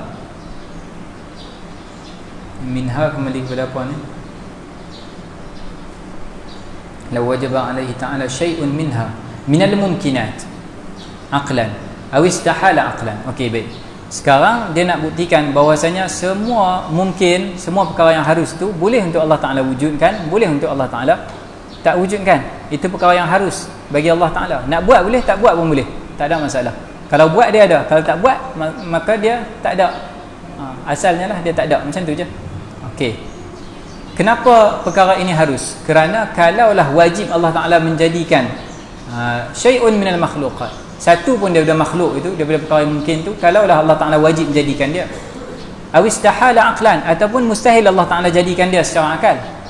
Kalaulah wajib secara akal Allah Ta'ala menjadikan, satu pun perkara yang harus. Kalaulah mustahil secara akal, Allah Ta'ala menjadikan satu pun daripada perkara yang harus. Lanqalabal jaizu mustahilan aw wajibah. Maka ketika itu perkara yang harus dah berubah jadi mustahil. Perkara yang harus dah berubah jadi wajib. Macam mana boleh berubah? Sedangkan kita sebut tadi bahawasanya hakikat mungkin itu adalah perkara yang harus pada akal. Ma yaqbalul wujuda wal adama ala haddin sawa. Kalaulah wajib secara akal Tuhan menjadikan dia, maka dia itu adalah ma la yaqbalul adam, perkara yang tak boleh tak ada, dia kena ada. Kalaulah mustahil untuk Allah Ta'ala jadikannya, mustahil secara akal, maka dia itu adalah perkara yang ma la yaqbalul wujud, perkara yang tak boleh untuk ada, kena tak ada. Jadi dah berubah hakikatnya. Mustahil untuk hakikat dia berubah. Kalau boleh berubah hakikat antara yang wajib, mustahil dan harus, maka boleh juga yang harus ni menjadi wajib. Kalau begitu boleh makhluk jadi Tuhan. Na'udzubillah min dzalik. Mustahil perkara tersebut. Wa qalbu syai'i an haqiqatihi mustahilun. Dan berubahnya sesuatu perkara daripada hakikatnya adalah perkara yang mustahil. Wal mustahilu mustanirrul adam. Dan perkara yang mustahil itu sentiasa tak ada, maka tak akan boleh berubahlah hakikat perkara. La yutasawwaru fil aqli wujuduhu. Walladhi yajibu fi haqqir rusuli alaihimus salatu wassalam. Tu masuk tentang rasul. Tak banyak dah ni. Kalau nak beri awal pun boleh. Macam mana Ustaz? Kena habiskan je.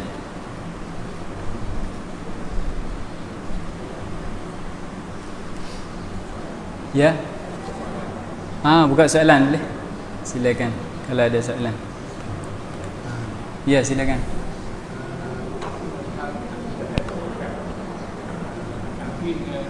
Ya, Maturidi. Hop.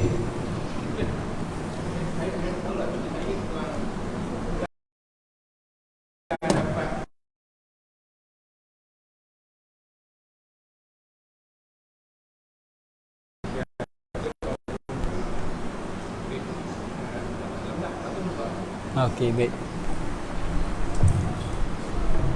Bismillahirrahmanirrahim. Sallallahu wasallam ala sayyidina Muhammadin wa ala alihi wa sahbihi wa barakatuh.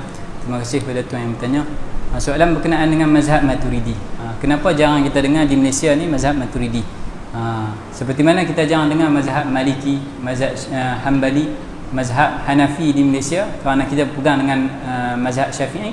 Begitu juga negara kita berpegang dengan mazhab Asy'ari, jadi kita jarang dengar mazhab Maturidi. Imam Abu Mansur Al-Maturidi. Imam Abu Mansur Al-Maturidi ada pendapat yang mengatakan asal usul mazhabnya daripada mazhab Imam Abu Hanifah. Kerana Al-Imam Abu Hanifah Al-Hanafi, mazhab Hanafi itu, Imam Abu Hanifah sebelum beliau menjadi faqih, sebelum menjadi minal fuqaha al-arba'ah, sebelum menjadi mujtahid dalam fiqh, beliau pakar dalam ilmu kalam, pakar dalam ilmu akidah. Beliau ada mengarang kitab akidah Al-Fiqhul Akbar. Jadi Imam Abu Mansur Al-Maturidi ni, beliau hanya mengembangkan mazhab akidah yang dibawa oleh Imam Abu Hanifah, mazhab Hanafi. Di mana ulama yang pegang dengan mazhab Hanafi, minta maaf, di mana ulama yang pegang dengan mazhab Maturidi? Kebanyakan ulama yang pegang dengan mazhab Maturidiyah ni, mereka adalah ulama-ulama yang bermazhab Hanafi. Sampaikan dalam ilmu akidah sendiri, bila disebut Hanafiyah, yang dimaksudkan bukan mazhab fiqh, tapi disebut Hanafiyah dengan erti kata Maturidiyah. Apa kitab mereka antara yang terkenal? Antara kitab mereka yang terkenal adalah Al-Aqaidun Nasafiyah. Aqaid Nasafiyah ni masuk ke tanah Melayu, dan manuskrip yang tertua di tanah Melayu ni adalah manuskrip Aqidah Nasafiyah. Maknanya dah masuk dah, Aqaid Nasafiyah tu dah masuk, dan disyarahkan oleh Ar-Raniri.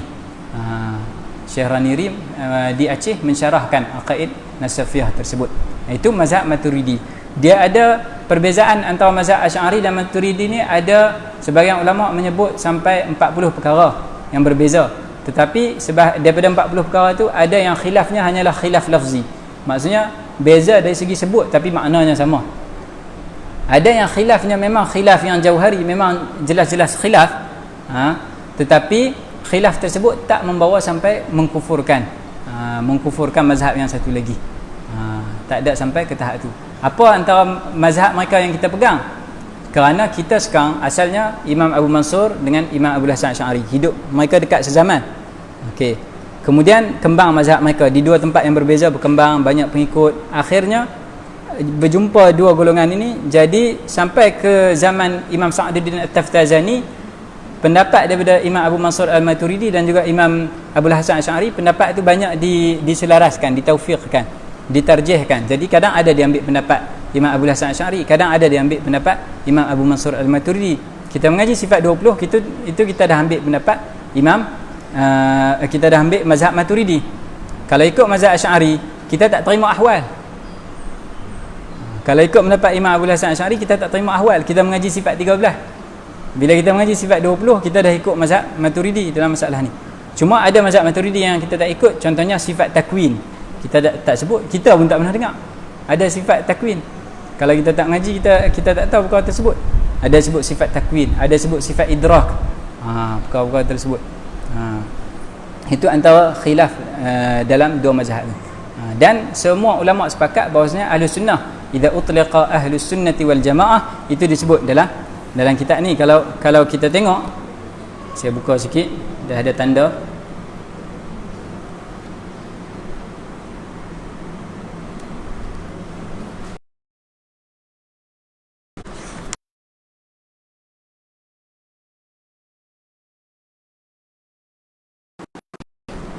Okey. Antaranya kitab dalam akidah, yang ni kitab akidah Tahawiyah. Kejap, mana yang tadi saya sebut tu?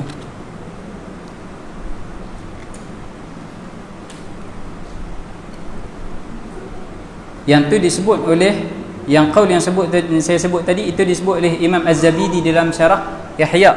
Dan syarah Ihya Ulumuddin, beliau menyebut idza utliqa Ahlus Sunnati wal Jamaah fal muradu bihim al-Asy'ariyah wal Maturidiyah. Bila disebut Ahlus Sunnah wal Jamaah, maka yang dimaksudkan adalah al-Asy'ariyah wal Maturidiyah, dua mazhab ni. Seperti mana disebut mazhab fiqh Ahlus Sunnah, maka disebut empat mazhab. Empat mazhab yang ma'ruf lah, yang kita tahu.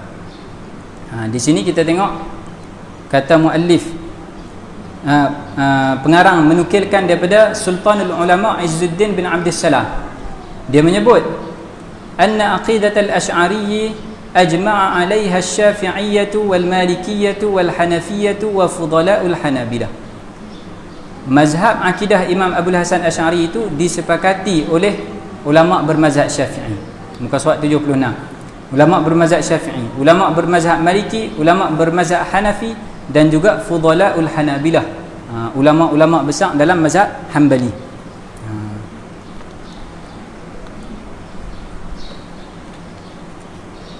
Kemudian muka surat 77 boleh tengok disebut dalam syarah Aqidah Ibn al-Hajib, ya'lam anna ahla sunnati wal jamaah kullahum qad ittafaqu ala mu'taqadin wahidin wa bil jumlati fahum bil istiqra'i thalath tawaif. Ketahuilah bahwasanya ahli sunnah wal jamaah itu telah sepakat akidah yang satu, dan secara umumnya mereka ini ada tiga golongan. Al-ula ahlul hadis, yang pertama adalah ahli hadis.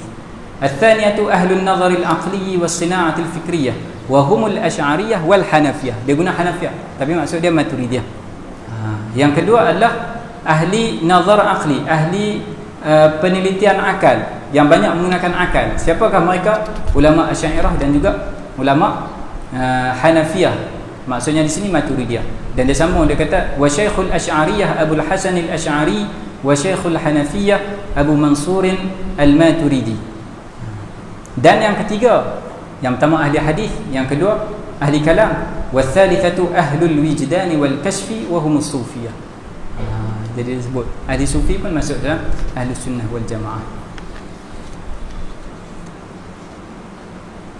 Walam yakun Abul Hasani, muka surat 75, walam yakun Abul Hasani awwala mutakallimin bilisani ahli sunnah. Bukanlah Imam Abul Hasan Asy'ari itu ahli kalam yang pertama yang menegakkan ahli sunnah. Innama jara ala sanani ghairihi aw ala nusrati madhhabin ma'rufin. Dia mengikut laluan ulama yang lain yang sebelumnya, iaitu golongan salaf. Aw ala nusrati madhhabin ma'rufin, dia mendukung mazhab yang ma'ruf, mazhab salaf. Fazada al-madhhab hujjatan wa bayanan, maka dia menambah hujah dan penerangan mazhab tersebut. walam yabtadi' maqalatan ikhtara'aha wala madhhaban infarada bihi an ghairihi. Dia tak mencipta mazhab yang baru. Dan di sini dinukilkan Ibnu Asakir menukilkan daripada Abul Abbas Al-Hanafi Qadhi Al-Askar. Dia menukilkan daripada Abul Abbas Al-Hanafi. Abul Abbas Al-Hanafi menyebut pada muka surat 74, wa qad akhadha 'ammatu ashabi Syafi'i bima istaqarra alaihi madhhabu Abil Hasan. Majoriti ulama bermazhab Syafi'i, ulama kita ni, majoriti ulama mazhab Syafi'i mengambil qaul yang telah tetap daripada mazhab Abil Hasan Al-Asy'ari. Wa sannafa ashabu Syafi'i kutuban kathiratan ala wafqi ma dhahaba ilaihi Al-Asy'ari. Dan ashab Imam Syafi'i menulis banyak kitab sesuai dengan mazhab Imam Abul Hasan Asy'ari. Antaranya siapa? Antaranya Al-Imam Asy-Syirazi Al-Usuli. Imam Syirazi juga ada kitab beliau dalam ilmu akidah mengikut jalan Imam Abul Hasan Al-Asy'ari. Jadi kita banyak kenal Imam Abul Hasan Asy'ari lah. Imam Abul Hasan Asy'ari wafat pada tahun 324. Imam Abu Mansur Al-Maturidi wafat pada tahun 333. Tak beza banyak lah, dekat-dekat lah. Cuma tempat mereka berbeza. Tempat mereka tu yang berbeza. Wallahu a'lam.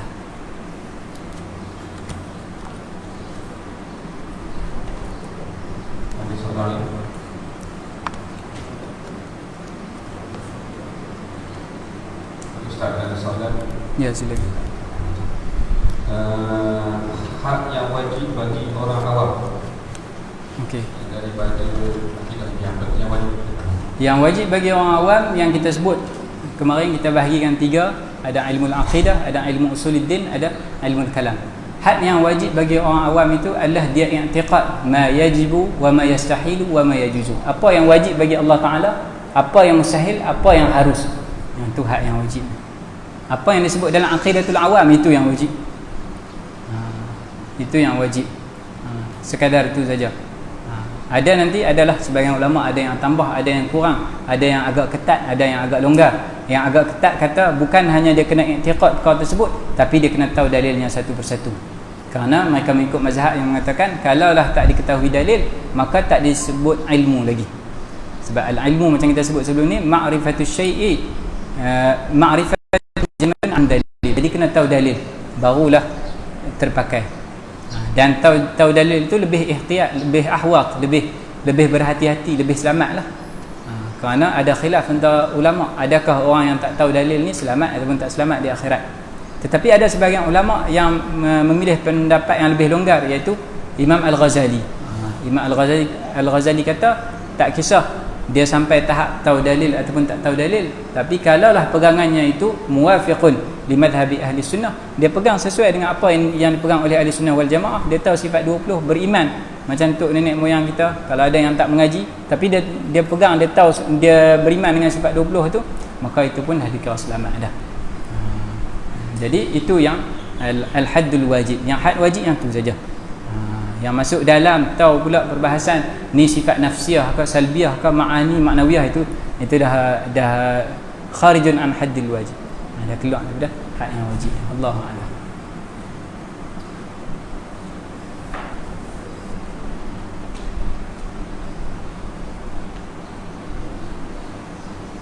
Masalah kasar, Ustaz. Ya. Masalah kasar. Tak pasti sesuai atau tidak bertentangan. Cuma tadi perbahasan ini ditimbulkan sekarang.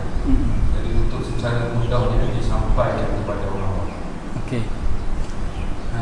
Masalah kasab ini dia adalah masalah af'alul ibad, perbuatan hamba. Okey. Adakah perbuatan kita ni kita sendiri yang lakukan ataupun semuanya Allah Ta'ala yang jadikan? Itu perbahasannya. Okey. Untuk kita faham perbahasan kasab ni, kita kena faham dulu sejarah macam mana kita boleh berpegang dengan pendapat kita. Macam kita sebut tadi, kita nak terangkan mazhab ataupun pendapat yang kita pegang ataupun satu perkara tu boleh jadi susah. Jadi kita kena faham lawan perkara tersebut. Okey. Dalam masalah kasab ada dua pendapat yang sangat kontra, yang sangat berbeza lah, yang sangat bercanggah.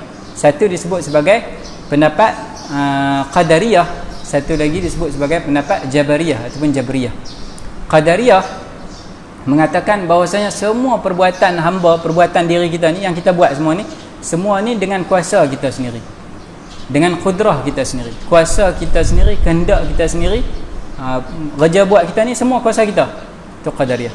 Jabariyah kata semua yang kita buat ni semuanya Allah Ta'ala yang jadikan. Kita berzina ke, minum arak ke, semua Allah Ta'ala. Yang tadi kata semuanya hamba. Golongan Qadariyah, kenapa dia kata semuanya kita yang buat? Kerana dia kata kalaulah bukan kita yang buat, Allahumma salli ala sayyidina Muhammad. Sekejap, nak ingat sebab dia tu. Jabariyah mengatakan semua Allah Ta'ala buat. Kerana kalaulah, saya cerita Jabariyah dulu, yang mengatakan semua Allah Ta'ala buat, mereka kata semuanya Allah Ta'ala yang jadikan. Kerana kalaulah ada perbuatan hamba yang bukan Allah Ta'ala yang buat, maka ketika itu ada mungkin yang keluar daripada kuasa Allah Ta'ala. Hujah dia boleh tahan juga. Jangan balik jadi Jabariyah pula, dengar pergi habis. Yang online pun jangan break sangat tu. Okey. Jadi Jabariyah kata apa? Jabariyah kata kalaulah ada perbuatan yang terkeluar daripada yang bukan kuasa Allah Ta'ala, maka ada mungkinat yang keluar daripada kuasa Allah Ta'ala. Jadi semua perbuatan termasuk perbuatan kita itu Allah Ta'ala. Dia kata macam tu. Yang satu lagi Qadariyah kata apa? Kalaulah kita kata macam tu, maka akan rosak taklif syarak. Apa guna syarak buat taklif? Kalaulah dia minum arak, dia kena hukuman ni. Kalau dia berzina, dia kena hukuman ni. Jadi untuk nak jaga syariat, mereka kata perbuatan manusia itu dilakukan oleh manusia sendiri. Kerana tu manusia dihukum. Kalau dia buat baik, dia dapat baik. Kalau dia buat buruk, dia dapat buruk. Ini pun kuat juga. Jadi Qadariyah pula. Dengar pergi habis. Jadi itu dua mazhab yang saling bercanggah. Datang Ahlus Sunnah wal Jamaah. Ahlus Sunnah wal Jamaah kata yang ni tak kena, yang ni pun tak kena. Dua-dua mazhab tak kena. Dua-dua mazhab tak kena. Kenapa? Kerana golongan Jabariyah merosakkan syarak. Bila dia kata semua Allah Ta'ala buat, maka hukum hakam tu tak terpakai. Rosak semuanya. Apa guna diberi taklif? Taklif tu adalah tanggungjawab, perkara yang memberatkan hamba. Jadi dah tak ada makna taklif, makna tanggungjawab. Rosak kalau ikut mazhab Jabariyah. Kalau ikut mazhab Qadariyah, maka ada perkara yang keluar daripada kuasa Allah Ta'ala. Perbuatan hamba tu hamba sendiri yang buat, bukan Allah Ta'ala yang buat. Jadi ada perkara yang keluar daripada kuasa Allah Ta'ala. Itu pun mustahil juga. Jadi macam mana caranya? Mereka melihat dari dua sisi. Perbuatan hamba itu dilihat dari dua sisi. Ada yang disebut sebagai al-khalqu, ada yang disebut sebagai al-kasbu. Al-khalqu maksudnya apa? Allah Ta'ala yang menjadikan. Apa Allah Ta'ala jadikan? Allah Ta'ala yang jadikan darah dagingnya. Allah Ta'ala yang jadikan tulang belulangnya. Allah Ta'ala yang jadikan uratnya.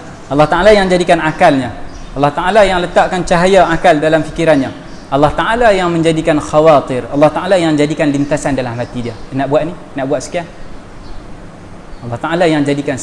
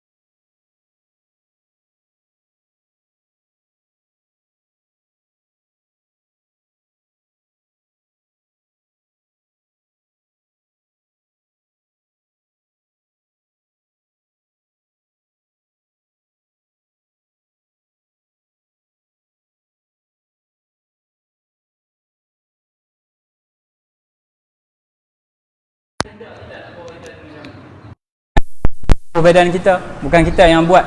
Perbuatan yang ada pada kita ni bukan kita yang buat, cuma kehendak kita. Kita rasa nak gerakkan tangan, Allah Ta'ala buat tangan kita boleh bergerak. Atas dasar tu kita akan kena hukum. Ni perbahasan yang agak susah lah, perbahasan kasar ni. Allahu a'lam.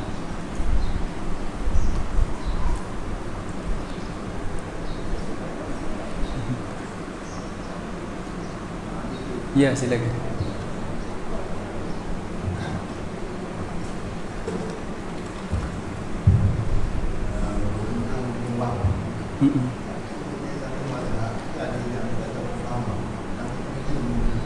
Okay. Baik, terima kasih atas soalan tersebut. Berkenaan dengan Al-Firqah Al-Wahhabiyah, mazhab Wahhabiyah kan. Berkenaan dengan mazhab Wahhabiyah, mazhab ini diasaskan oleh Muhammad bin Abdul Wahhab. Muhammad bin Abdul Wahhab. Beliau ni ada dua beradik. Seorang abang dia, apa nama abang dia? Sulaiman bin Abdul Wahhab. Dan abangnya sendiri ada menulis kitab mengkritik mazhab adiknya ini. Ada masalah dengan mazhab adiknya ini. Muhammad bin Abdul Wahhab ini dia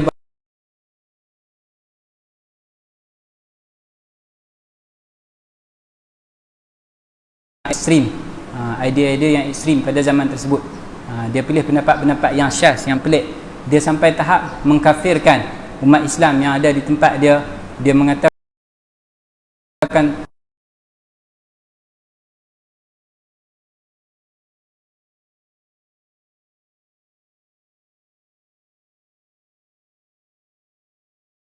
untuk menolak hal ini. Mereka mengatakan tak ada nama Wahhabiyah ni, tak ada.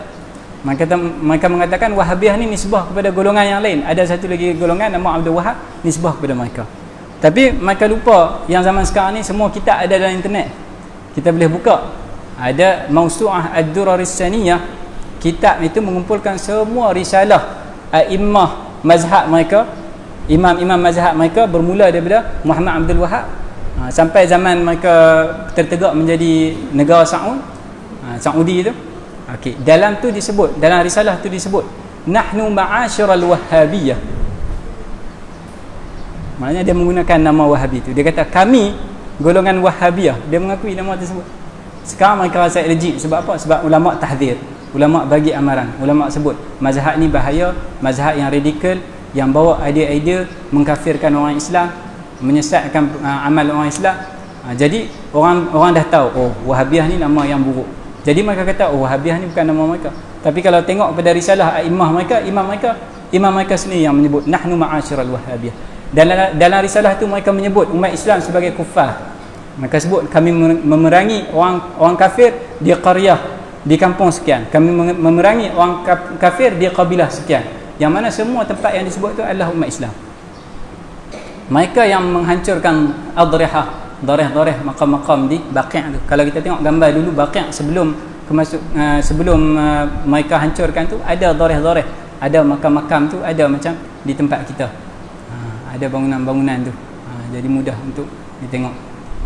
Nak tahu lebih lanjut tentang Wahhabiyah, khususnya tentang akidah mereka, boleh tengok dalam kitab Ar-Ru'yatul Wahhabiyah Lit-Tauhid.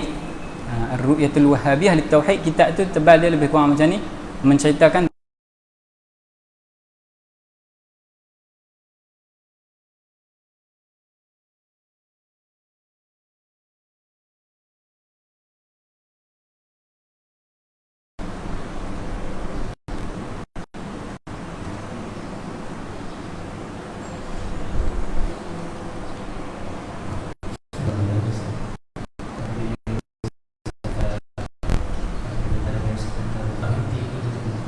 okay. Saya saja sebut dalam cerita. Okay.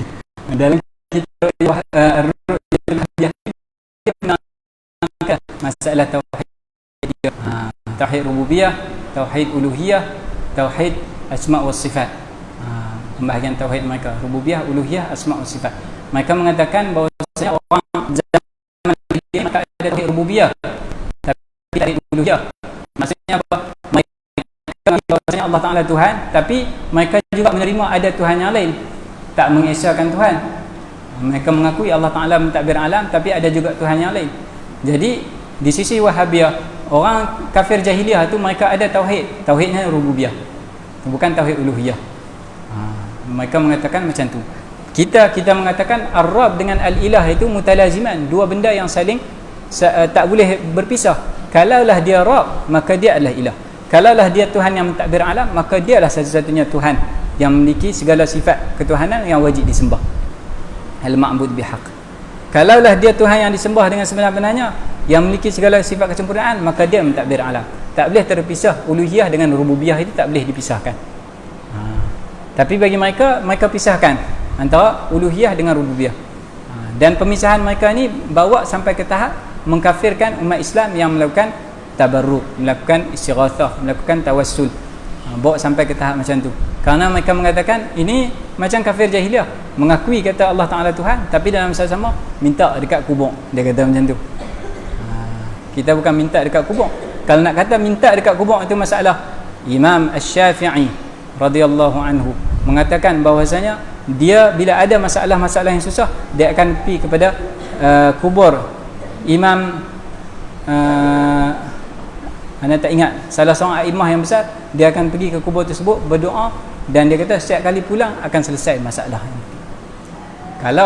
Kalaulah duduk di tepi kubur minta doa di tepi kubur tu ada masalah, maka yang pertama sekali yang masalah adalah imam mazhab kita, Imam Asy-Syafi'i. Tu boleh tengok dalam buku Tabarruk dari perspektif Ahli Sunnah wal Jamaah. Okey. Lagi antara masalah yang ditimbulkan mazhab tauhid mereka ni, yang ni anda tak terang secara detail lah. Cuma kita sebut kat mana tempat-tempat yang bermasalah dia. Kalau nak detail kena buat daurah lain pula. Okay. Antaranya lagi masalah Rabb dengan Ilah ni. Ada yang pertikaikan, mengatakan macam mana kalian kata seseorang itu hanya beriman kalau dia ada tauhid uluhiyah, tak ada tauhid rububiyah. Sedangkan bila mana mati Allah Ta'ala tanya, bila mana mati malaikat tanya man rabbuka. Malaikat akan tanya siapakah Tuhan kamu, menggunakan lafaz Rabb, tak tanya man ilahuk. Kalaulah kalian kata tauhid yang sah itu hanya tauhid uluhiyah, bukan tauhid rububiyah, kalau begitu orang kafir pun reti jawab. Orang kafir jahiliyah pun reti jawab. Bila tanya man rabbuka, Allahu rabbi, mereka pun boleh jawab. Maknanya mereka tak akan kena azab dalam kubur sebab boleh jawab. Dan ada usaha untuk menjawab balik kritikan ini. Usaha tersebut dilakukan oleh Muhammad bin Abdul Wahhab sendiri. Dia mengatakan lafaz Rabb dan Ilah ini idza iftaraqa ijtama'a wa idza ijtama'a iftaraqa. Pandai. Dia kata lafaz Rabb dan Ilah ni macam lafaz Islam dan iman. Kalaulah lafaz Islam dan iman tu disebut salah satu, maka makna yang satu lagi akan ada sekali. Kalau kita sebut Islam saja, Islam dan iman maknanya. Sebut iman saja, iman dan Islam maksudnya. Muslim, mukmin tu. Kalau sebut Muslim dan mukmin, sebut keduanya sekali, maka nanti akan barulah berbeza makna antara keduanya. Jadi bagi dia kata bila sebut Rabb di sini, man rabbuka dengan erti kata man ilahuk. Habis kita betul dah masalah dia. Tak ada jawapan dia. Ada jawapan dia. Tengok balik kaedah. Kaedah kata idza ijtama'a iftaraqa wa idza iftaraqa ijtama'a. Kalaulah duduk sekali dua kalimat, maka maknanya berbeza. Kalaulah duduk satu kalimat, maka kedua-dua makna ada sekali. Tapi sekarang kamu tafsirkan, kamu kata man rabbuka dengan erti kata man ilahuka. Jadi salah. Sepatutnya kamu kata man rabbuka dengan erti kata man rabbuka wa ilahuka. Kafir jahiliyah selamat juga. Paling tidak tak selamat pun setengah dah selamat. Itu masuk yang agak ni lah, complicated lah perbahasan tu. Tapi dia tak boleh nak lari ya, bila sebut man rabbuka. Sebab man rabbuka tak boleh dengan arti kata man ilahuka saja. Tak boleh untuk tauhid uluhiyah saja. Kalaulah sebut man rabbuka, kena ada tauhid uluhiyah dengan rububiyah. Jadi kalau tidak, orang kafir paling tidak dia dah selamat dah setengah. Tauhid uluhiyah dia dah lepas dah. Jadi boleh tengoklah dalam kitab tu, Ar-Ru'yatul Wahhabiyah Lit-Tauhid. Kitab tu tebal dia lebih kurang macam tu. Cover dia kalau putih, masya-Allah. Kalau ada asatizah yang ada juhud untuk terjemah kitab tersebut, masya-Allah alaih. Wallahu a'lam.